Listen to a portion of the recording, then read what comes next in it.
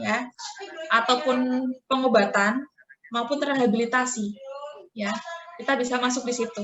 Promotif juga bisa. Ya. Kalau promotif berarti cenderung ke pencegahan jadinya nanti ya. Jadi di sini nanti kita meningkatkan dan memelihara kesehatan masyarakat dengan menekankan pada peningkatan peran serta masyarakat.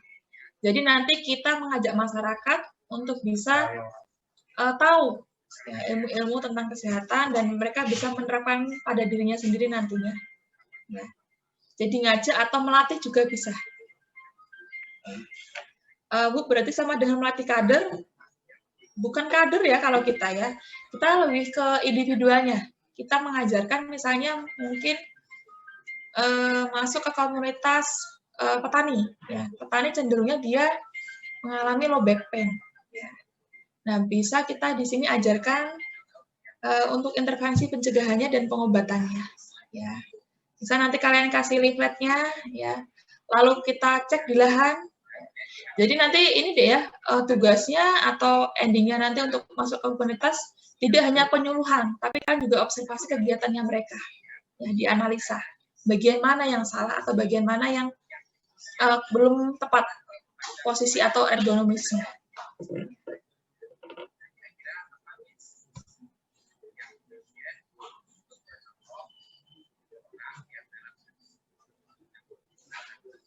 Yes.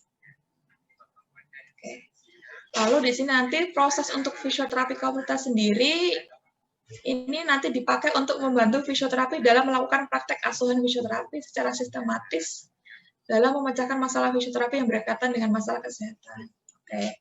Jadi maksudnya nanti kita misalnya masuk ke komunitas petani tadi. Ya. Kita masuk, ya, kita observasi dulu di lahan, di sawah, ya. Bagian apa si petani ini kegiatannya di sawah, banyak membungkuk, ya posturnya tidak tepat, ya atau kurang ergonomis, kita lihat dulu, kita analisa bagian mana yang salah. Setelah itu kita minta waktunya kapan bisa dilakukan penyuluhan atau promotif, lalu kita lakukan pemeriksaan, exercise, dan evaluasi. Itu nanti include dalam asuhan fisioterapi di sini. Ya. Lebih banyak yang problem yang banyak dialami di masyarakat. Ya. Komunitas yang benar-benar di sini banyak problemnya. Jadi nanti kalian cari masalah, ya. Cari masalah dan selesaikan masalah tersebut di sini ya. Secara sistematis, oke, sesuai SOP, kayak bikin SK gitu deh ya. Kayak bikin SK atau status klinis, ya. Cari lahannya, observasi dulu, diperiksa mana yang salah atau mana yang tidak tepat ergonomisnya. Sudah ketemu masalah lalu diselesaikan dengan intervensi sesuai dengan masalah tadi. Baru dievaluasi. Jadi nanti kegiatannya tidak cukup hanya 1 hari datang. Dan itu perlu kalian amati atau kalian perlu dampingi, tidak hanya 1 kali datang, lihat, selesai, tidak. Kita pantau terus di situ. Kita bimbing, sampai masyarakat ini kita lihat, oke, sudah sesuai dengan posturnya sudah tepat ini, gerakannya sudah tepat, baru kita lepas. Jadi tidak sekali datang, selesai, sudah ya.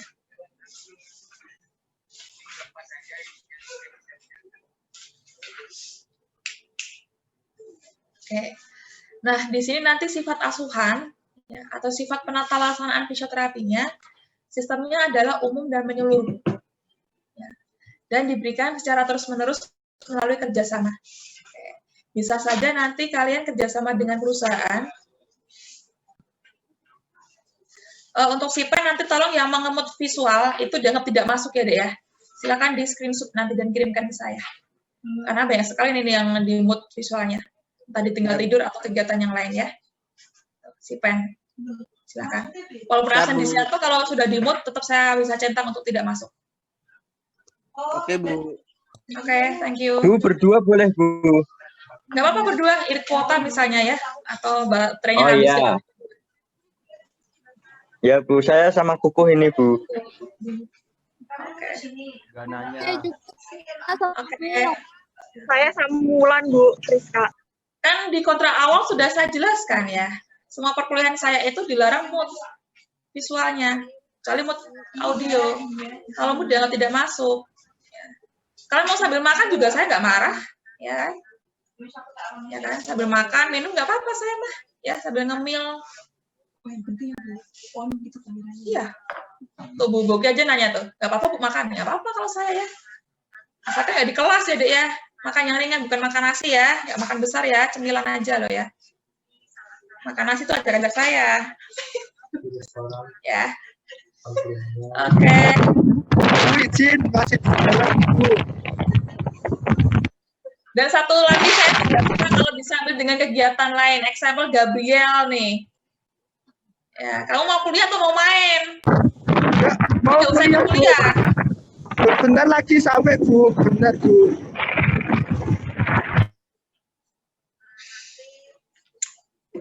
Itu ya. Saya gemes ya sama kelas A nih ya.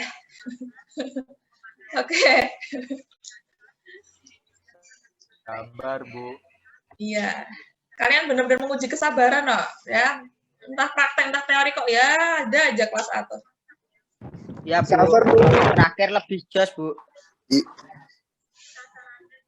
Ibu awet muda kan karena sabar, Bu. Enggak, saya udah merasa tua kok, nggak awet muda. Oh, berarti nggak sabar, Ibu. Iya, emang nggak sabar sama kalian tuh. Gak usah ketawa, Agus. Jangan Oke. tawain susu, Bu. Ya, udah. Astagfirullahaladzim.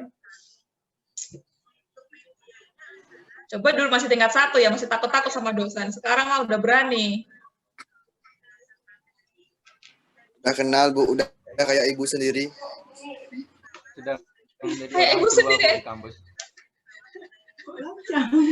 Kapan kalian jadi anak saya? Lu kok, lu. Jadi orang tua kedua ya? Saya lu nganggap ibu sendiri. Oh, thank you. Ya, Bu. Bimbing saya, Bu. Aduh, oke lanjut deh, biar ini ya, nggak banyak iklan nanti, dikasih bahasanya banyak iklan. Ya, lanjut, Oke. Bu. Ya, jadi fokusnya nanti adalah mulai dari individu, keluarga, kelompok khusus, dan masyarakat dengan penekanan untuk pencegahan penyakit. Ya. Sebenarnya tidak hanya mencegah, bisa nanti kalian masuk ke rehabilitasinya juga. Ya. Karena kan kadang-kadang kita masuk ke sebuah komunitas itu sudah terlanjur dengan postur yang salah. Kan udah nggak bisa dicegah tuh. Tapi kita hanya bisa mencegah supaya ini tidak bertambah. Contoh nih, kita masuk ke petani tadi ya. Mereka rata-rata sudah lordosis atau skoliosis. Tapi setidaknya kita bisa mencegah supaya derajatnya tidak bertambah. Kita ajarkan bagaimana postur yang baik, posisi yang baik. Ya. Kalau sudah timbul, nah bagaimana mengurangi keluhan yang ada. Ya. Tuh. Jadi lebih baik masuk ke komunitas yang benar-benar punya masalah, cari masalah. Sebenarnya sih ini cocoknya lebih ke desa deh ya. Ya, karena dari desa itu kan terdiri dari individu, ya, keluarga, dan kelompok khusus kalau di desa-desa. Tapi nanti lingkup kita karena masa-masa corona seperti ini, maksudnya ke komunitas aja di sekitar kalian apa yang bisa kalian temukan masalah. Syukur-syukur nanti bisa berlanjut dengan kerjasama nih. Misalnya kalian join ke klub atau klub olahraga ya misalnya ya. Nah nanti dari klub olahraga itu, contohnya kemarin tuh kakak tingkat masuk ke klub basketnya UNES atau Unisula ya kemarin itu ya. Mereka masuk, nah, bagaimana penanganan cedera pada atlet. Ya. Nah, dari awalnya mereka hanya pengabdian di situ, jadi berlanjut jadi kerjasama nih. Ya, secara terus-menerus meminta bantuannya untuk jadi fisioterapi di klub tersebut. Ya, bisa juga. Atau bisa juga kalau di masyarakat, di desa, ya, kerjasama dengan RT-nya, kepala RT-nya, ya Pak RT-nya. Di desa itu ada kegiatan apa? PKK, Karang Taruna, perkumpulan bapak-bapak, kita bisa masuk di situ untuk ikut. Ada masalah apa? Ya. Sebenarnya sih kalau di desa masyarakatnya masalahnya kompleks deh ya, tidak hanya fisioterapi, mulai dari PHBS, ya. Lalu problem-problem kesehatan yang umum, ya, misalnya gula, tekanan darah tinggi dan sebagainya. Tapi kan itu bukan ranah kita, jadi lebih cari masalah yang berhubungan dengan gerak dan fungsi. Ya.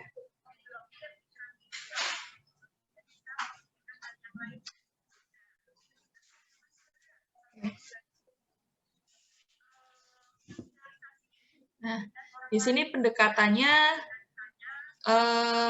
bisa dengan pendekatan di keluarganya, ya, dan bisa dengan kelompok kerja kesehatan. Ya. Lebih baiknya kerjasama dengan puskesmas. Ya. Tapi kalian juga bisa dengan posyandu, misalnya untuk posyandu geriatri, ya, lansia. Di situ memang komunitasnya lansia atau geriatri. Biasanya di beberapa RT atau RW itu ada klub yang khusus lansia, ya. Terus tiap Selasa dan Jumat diadakan senam jantung atau senam lansia untuk mereka. Nah, kita bisa masuk di situ, ya. Bisa masuk ke situ juga. Ya. Jadi kita bisa bina nih lansia-lansia di situ. Apa yang bisa kita kasih? Ya. Apa yang bisa kita kasih? Pasti awalnya kita observasi tempat dulu, nih. Oh, di Ngalian, ya, RW sekian, ini ada posyandu geriatri Mawar, ya, misalnya. Ada lansianya jumlahnya 20. Oke. Di situ ada masalah apa saja? Oh, kebanyakan lansia keseimbangannya tidak bagus. Ya. Lalu, bisa kita plankan, misalnya dengan pemeriksaan dulu. Pemeriksaan resiko jatuh juga bisa, ya, pemeriksaan keseimbangan. Lalu kita kasih intervensi supaya si lansia ini untuk tingkat resiko jatuhnya tidak tinggi. Ya. Baru dikasih intervensi yang lainnya. Itu sudah masuk ke nanti ke keluarga binaan dan kelompok kerja juga. Ya. Jadi nanti strateginya adalah kita memecahkan masalah melalui pendidikan. Pendidikan di sini maksudnya dengan penyuluhan, ya. Dengan memanfaatkan kebijakan pemerintah. Contohnya tadi yang geriatri, itu ada geriatri itu masuk lansia itu masuk 60 tahun ke atas menurut WHO, ya. Nah, di situ memang menurut Permenkes dari pemerintah harus menyejahterakan lansia. Itu sebagai tingkat kemajuan dari sebuah pembangunan di masyarakat atau suatu bangsa. Bagaimana proses fisioterapinya? Ya, kita kaji dulu di situ. Ya, kita kaji dulu bagaimana status kesehatan mereka. Kayak tadi geriatri, ya, ada penyakit apa saja di komunitas geriatri tersebut. Ya. Ya. Sama dengan nanti mengidentifikasi masalah. Berapa yang sering jatuh, berapa yang punya penyakit tensinya tinggi, yang punya penyakit jantung, terus punya penyakit penglihatan juga, masalah penglihatan, masalah pendengaran, semuanya. Bu, kalau pendengaran penglihatan kan bukan fisioterapi, tapi itu sebuah masalah kesehatan juga. Jadi dikaji juga. Ya. Tapi yang kita tangani spesifiknya adalah yang berhubungan dengan fisioterapi. Kita hanya mengkaji masalah apa saja yang ada. Baru kita kerucutkan masalah yang ada kaitannya dengan fisioterapi. Kalau sudah dikerucutkan, ya, lalu kita lakukan planning atau rencana. Mau diberi apa ini pasien-pasien di klub ini atau di komunitas ini. Kalau sudah punya plan, misalnya kita mau memberikan pemeriksaan, mau memberikan penyuluhan, memberikan intervensi, ya. Itu lalu kita implementasikan, kita praktekkan. Silakan atur jadwal dengan komunitas tersebut. Ada waktu kapan, ya. Kita bisa juga menyediakan snack misalnya, ya, kalau butuh. Kalau tidak, biasanya kan kalau di klub itu sudah ada snacknya, jadi tidak perlu. Kita perlu mempersiapkan leafletnya, brosurnya, ya, paparan yang mau kita sampaikan. Lalu kalau sudah dipraktekkan, sudah di-action, dilakukan, kita evaluasi. Evaluasi dari implementasi kita yang sudah kita lakukan tadi, apa yang kurang.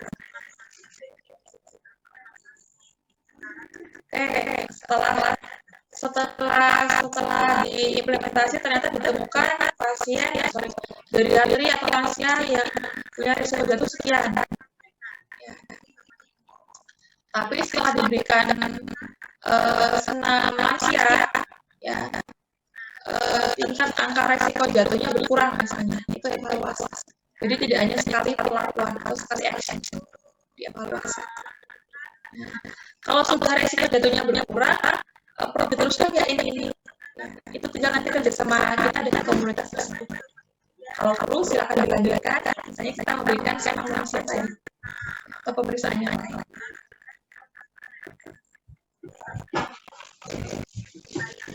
Jadi nanti kita sistemnya adalah sebagai partner atau mitra.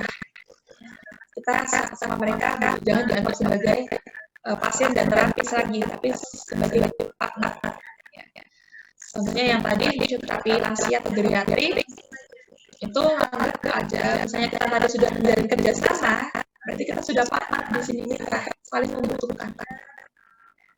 Tapi pada dasarnya kita ingin meningkatkan derajat hidup atau derajat kesehatan dari si lansia ini. Ya. Jadi di sini fokusnya ada dua, ya, yaitu fokus pada komunitas sebagai partner. Jadi di sini direpresentasikan oleh roda pengkajian komunitas pada bagian atas yang menggabungkan orang-orang dari komunitas sebagai inti dan penggunaan proses. Jadi kita mengutamakan si geriatri atau lansia ini menjadi aktif lagi. Tidak hanya kita memberikan action. Sudah diberikan penyuluhan, ya penyuluhan itu sama dengan pendidikan ya, pendidikan kesehatan. Nah, kalau sudah diberikan modal pendidikan ini dilakukan tidak? Ya, misalnya nih, lansia sudah diajarkan bagaimana cara tidur yang baik, ya posisi tidur yang baik, duduk yang baik, tapi tidak dilakukan, nah, itu sama saja gagal ya. Tapi kalau kita sudah diajarkan cara yang benar dan itu dipraktekkan, nah, itu berarti mereka sudah benar-benar mengimplementasikan hasil intervensi yang kita kasih. Sama dengan petani. Petani kita akan cara bagaimana menanam padi yang baik, ya. Terus penanganan misalnya timbul nyeri low back pain. Kalau itu dipraktekkan sama mereka, berarti mereka menjadi inti dari komunitas ini. Dan kita dianggap sudah berhasil untuk membantu meningkatkan derajat kesehatan mereka. Ini jadi kita kaji dulu nih dari lingkungannya seperti apa, ekonominya juga suatu pengaruh ya, pekerjaan, jarak dari kota dan lain-lain kita kaji. Kita analisa juga dulu sifat dari manusianya atau individunya. Analisa juga masalah apa yang ada di komunitas tersebut. Lalu kita diagnosa, kita tarik kesimpulan di situ, lakukan planning dan berikan intervensi. Nah, dari sebuah intervensi, ini nanti kita lakukan terakhir evaluasi. Ada perubahan tidak setelah intervensi? Atau ada perubahan apa di sini?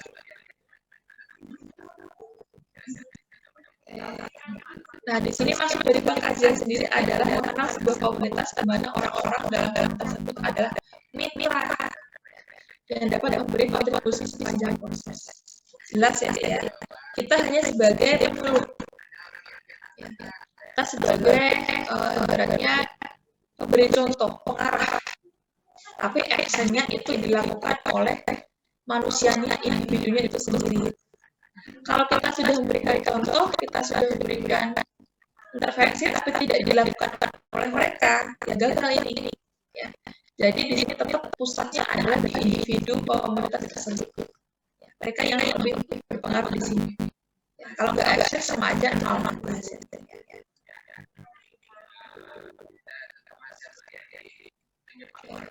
Nah, tujuannya adalah tujuan dari mengkaji ini adalah nanti kita mengidentifikasi faktor-faktor baik positif dan negatif yang berlawanan dengan kesehatan dan mengembangkan strategi prokes. Ingat prokes dulu.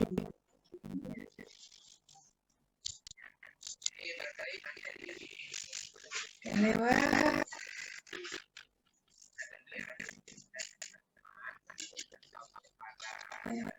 Nah, kalau kita masuk ke sebuah komunitas, kita lihat dulu ya, kadang kita susah mengubah suatu adat, kebiasaan, kepercayaan dalam sebuah komunitas. Misalnya nih, masih ada komunitas petani yang dia itu tidak pernah memakai traktor dalam cangkul di sawahnya. Sudah ada traktor, kenapa masih pakai cangkul? Karena kepercayaan leluhur, ya, tanah tidak akan tumbuh padi kalau tidak dicangkul. Itu kan kepercayaan. Lalu ada juga yang demografik nih. Demografik itu lingkungannya, kondisi lingkungan. Itu juga pengaruh. Dan sejarah dari komunitas tersebut. Kita perlu mengkaji dulu, mempelajari dulu. Karena sulit mengubah apa yang sudah menjadi kebiasaan sebuah komunitas yang itu sudah berlangsung cukup lama. Terus pelan-pelan dulu. Kita pelajari dulu, nanti di sini dikaji.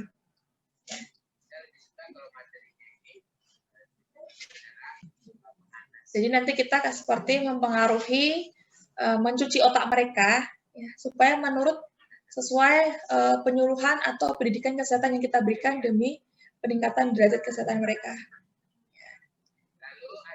Saling mempengaruhi, jangan-jangan kalian juga dipengaruhi. Ya. Karena menurut adat kebiasaan mereka seperti ini, tapi kalau menurut kesehatannya benar, itu harusnya seperti ini. Saling mempengaruhi. Ini 8 subsistem yang saling atau bisa mempengaruhi. Yang pertama lingkungan fisik. Lingkungan fisik di sini maksudnya adalah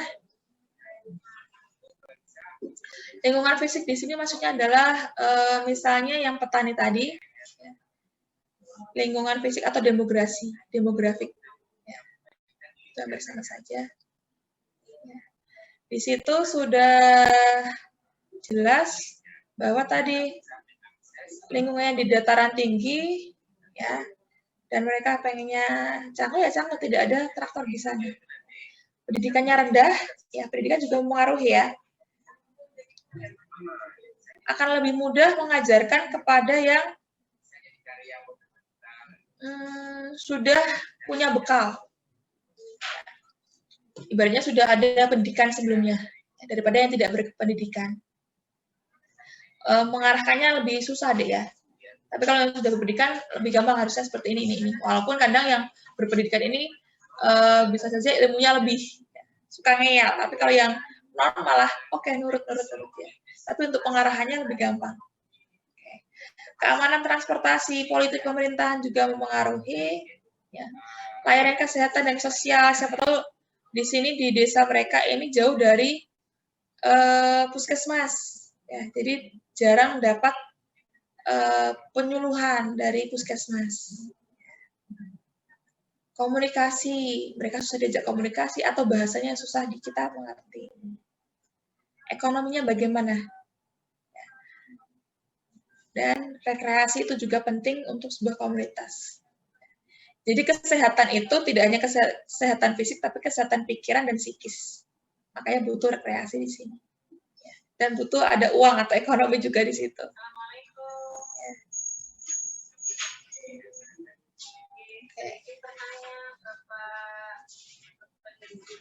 Nah, persepsi di sini berarti maksud apa yang mereka pikirkan, apa yang mereka pahami, apa yang mereka rasakan, persepsi seperti itu.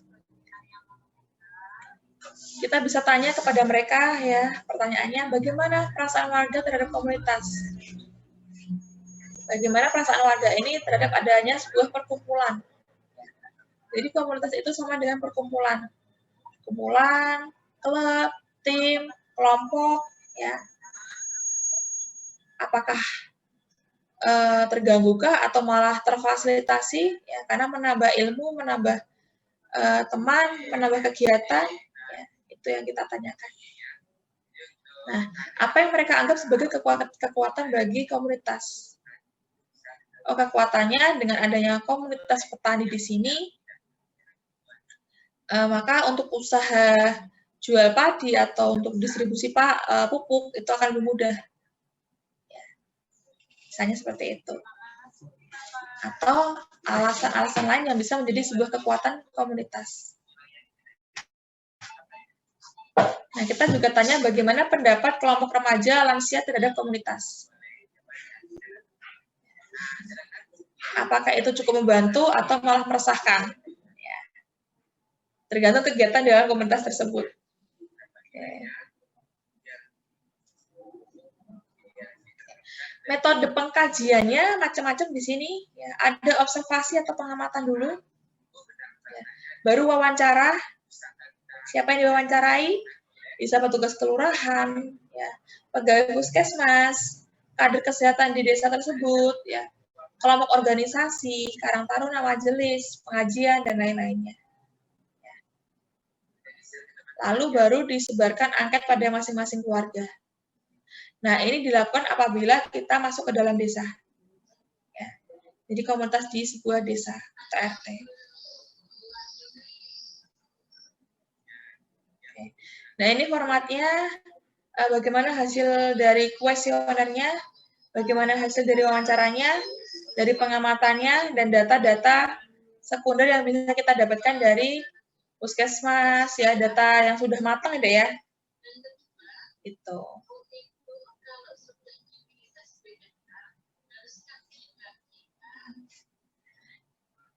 Nah, di sini contoh yang bisa kita ambil adalah resiko penularan yang namanya penyakit pernafasan. Ya. Misalnya ini kelompok A melakukan komunitas di desa B. Ya. Nah, di desa B ini disebarkan angket nih, ya, tentang data keluarga dan kesehatan keluarga. Kebetulan di desa B ini jumlah balitanya 56. Dari 56 keluarga ini yang punya balita, sorry. Nah, dari 56 ini di prosentase nih, yang sakit batuk pilek berapa, ya, yang imunisasinya tidak lengkap berapa, dan pengetahuan orang tua, sikap keluarga, dan alasan lainnya. Ya.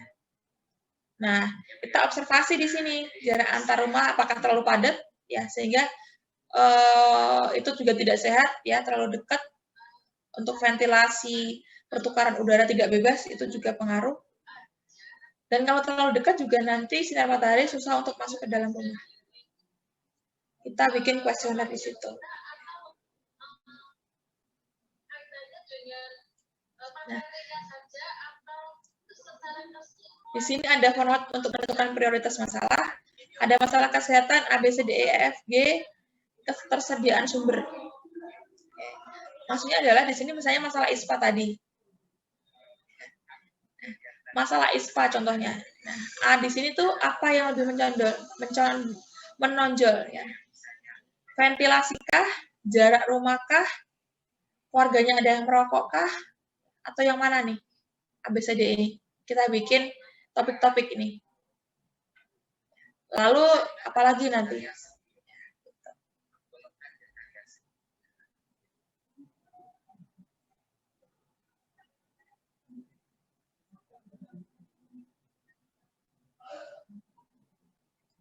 Oke. Nah, untuk masing-masing keterangan tadi, kita kasih A, B, C, D, E, F, G, H, I, JKL ya. Misalnya masalah ISPA tadi, nah, bagaimana, masalah ISPA, sorry. Nah, bagaimana si A, huruf A, ini keterangannya sesuai dengan peran fisioterapi komunitas. Apa yang bisa kita kasih? Oke, kita bisa kasih penyuluhan pendidikan kesehatan. Penanganan untuk ISPA, ya, infrared, tapotemen, berjemur kita tapotemen juga bisa. Lalu program pemerintah apa nih? Kita tuliskan. Oh, program pemerintah untuk ISPA berarti sekarang diwajibkan jarak antar rumah itu misalnya 3 meter. Lalu yang C, intervensinya apa nih pendidikan kesehatannya? Nah, yang D ini resiko terjadi. Bisa terjadi berulang atau tidak ini, ya, dan tingkat kepalanya seperti apa, dan selanjutnya. Nanti silakan masing-masing tabel ABCD ini diisi sangat rendah, rendah, cukup, tinggi, dan sangat tinggi. Jadi misalnya tadi masalah ISPA sesuai dengan peran fisioterapi komunitas tidak. Ya. Jadi komunitas kalau kita masuk ke masalah ISPA tersebut tuh sudah cocok belum? Ya. Perannya kita itu tuh sudah cukup belum? Kalau sudah cukup, hanya 11 cukup ya tulis 3. Tapi ya ternyata peran kita itu sangat-sangat membantu, berarti sangat tinggi.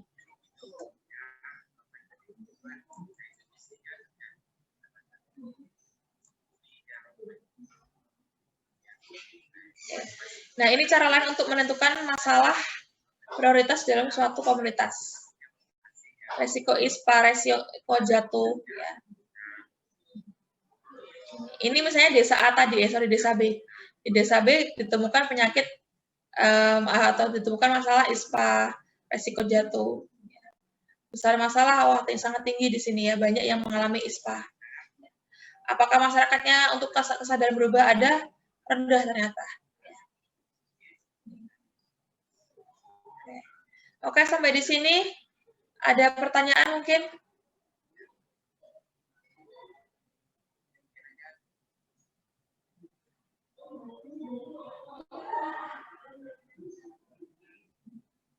Kelompoknya itu nanti nentuin apa dipilihin? Saya. Jadi nanti kelompoknya saya nentuin. Ya. Kan nanti di pertemuan gini deh. Jadi saya masih masuk materi. Nanti pertemuan ke berapa ya? Ini 8 ya, 8, 9, 10. Nah, mungkin pertemuan 11 sampai ke sana kalian cari komunitas. Dan nanti langsung kita presentasikan di Zoom. Dan bikin laporan. Laporannya buat nanti kalian UAS. Jadi UASnya tidak perlu lagi mengerjakan soal. Hanya mengumpulkan tugas laporan tadi.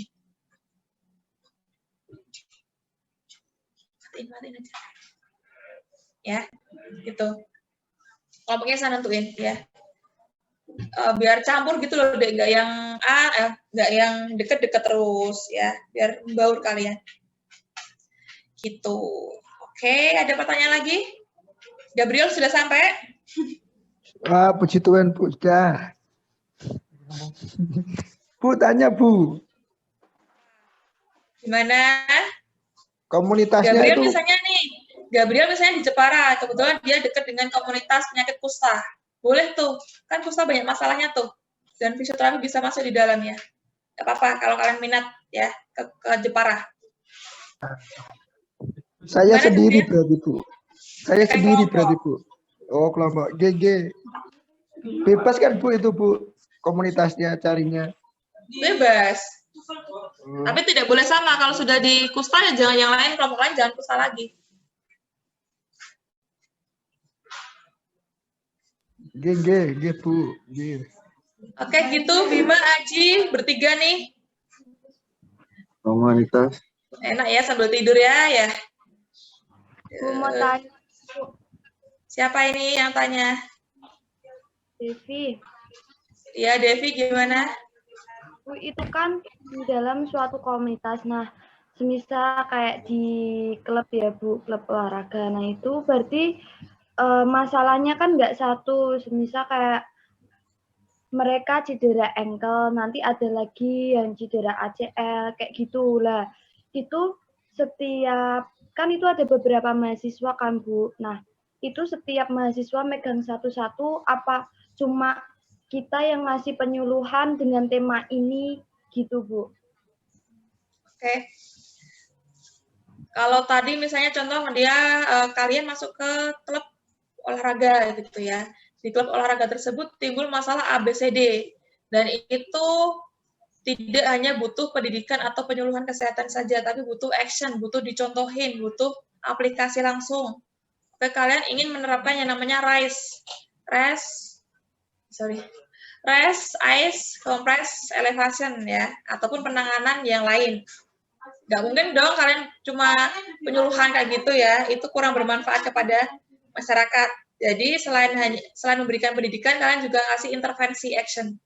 Tapi karena di masa pandemi ini, jangan atau hindari kontak langsung kulit ke kulit, ya skin to skin. Jadi pakai handscoon nanti ya. Jadi masyarakat itu akan merasakan keberadaan kita, kemanfaatan terhadap kehadiran kita benar-benar dirasakan. Kalau cuma penyuluhan kan biasa ya, tapi kalau dia bisa merasakan, oh manfaatnya seperti ini, maka mereka akan sangat puas dan mau atau mengharapkan kalian untuk datang lagi ke komunitas yang tersebut. Makanya saya bilang bisa sampai terjadi kerjasama kalau bagusnya ya, kerjasama dengan klub tersebut. Jadi misalnya si klub atau petani tersebut ada